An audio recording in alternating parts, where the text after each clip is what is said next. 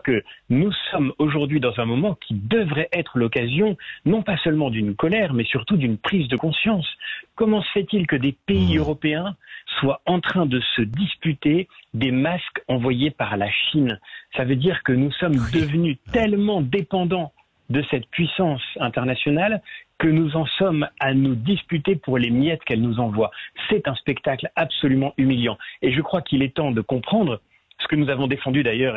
Pour ma part, je n'ai pas le sentiment d'être en contradiction avec les intuitions que nous avons portées. C'est ce que nous avons défendu pendant toute notre campagne. Il faut une Union européenne qui ne se construise plus seulement comme un grand marché, qui ne se construise plus seulement à partir d'une doctrine de la concurrence, qui ne cherche plus seulement à apporter le meilleur produit au moindre coût au consommateur final, même si ce produit est acheté au profit de l'externalisation massive de la production vers la Chine, vers l'Asie, vers des pays à moindre coût. Il faut une doctrine stratégique, il faut être capable de nous donner les moyens d'une forme d'autonomie stratégique.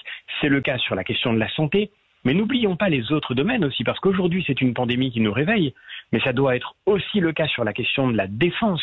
Nous devons pouvoir, comme Europe, et nous devons pouvoir, comme France, être certains de faire face si un conflit survenait aux moyens de notre propre défense. Aujourd'hui, ce n'est plus le cas. Nous devons pouvoir faire face sur le front de l'alimentation. La France, qui a été pendant très longtemps un pays exportateur sur le plan alimentaire, aujourd'hui est devenue dépendante pour son alimentation. C'est complètement inouï que nous raisonnions avec une telle étourderie et que nous ayons oublié que l'histoire est faite de menaces et que la première des responsabilités politiques, c'est de garantir notre capacité à y faire face.